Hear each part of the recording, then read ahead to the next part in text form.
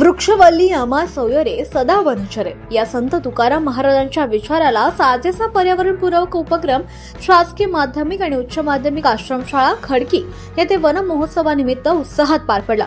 चिंचपाडा आणि वन क्षेत्राच्या वतीने वन महोत्सवाअंतर्गत विद्यार्थ्यांच्या सहभागातून वृक्ष दिंडी काढून ग्रामस्थांमध्ये पर्यावरण संरक्षणाचा प्रभावी संदेश देण्यात आला।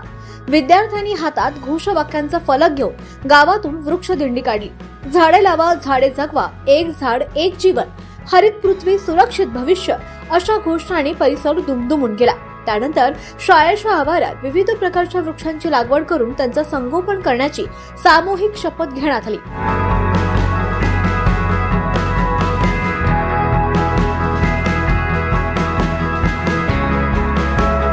यावेळी वनपाल युवराज बी भाबड यांनी विद्यार्थ्यांना मार्गदर्शन करताना मानवी जीवनात निसर्गाचे अनन्यसाधारण महत्त्व आहे असं स्पष्ट केलं। वाढते तापमान, पाण्याची टंचाई, प्रदूषण आणि हवामान बदल यांसारख्या समस्यांवर मात करण्यासाठी प्रत्येकानं किमान एक तरी वृक्ष लावून त्याचं संगोपन करणं ही काळाची गरज असल्याचं त्यांनी म्हटलं।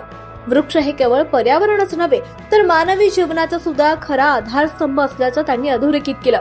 कार्यक्रमाच्या अध्यक्षस्थानी मुख्याध्यापक सुनील पाटील होते।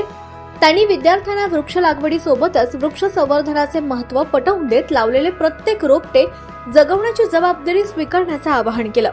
या प्रसंगी शाळेचे शिक्षक व शिक्षकेतर कर्मचारी तसेच वन विभागाचे अधिकारी आणि कर्मचारी मोठ्या संख्येने उपस्थित होते।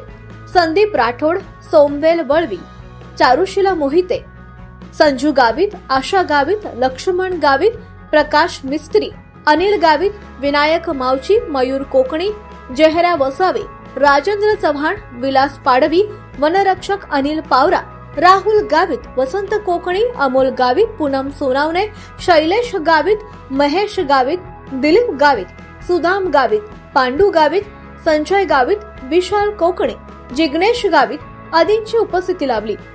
वन महोत्सवानिमित्त आयोजित या उपक्रमातून विद्यार्थ्यांमध्ये पर्यावरणाबाबत जागरूकता निर्माण झाली असून वृक्ष लावा, वृक्ष जगवा हा संदेश समाजापर्यंत प्रभावीपणे पोहोचवण्यात आला।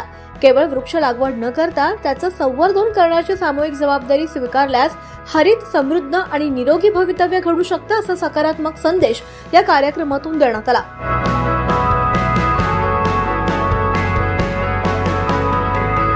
24 लाईव्ह महाराष्ट्र न्यूज साठी वसंत वाणी, नवापूर।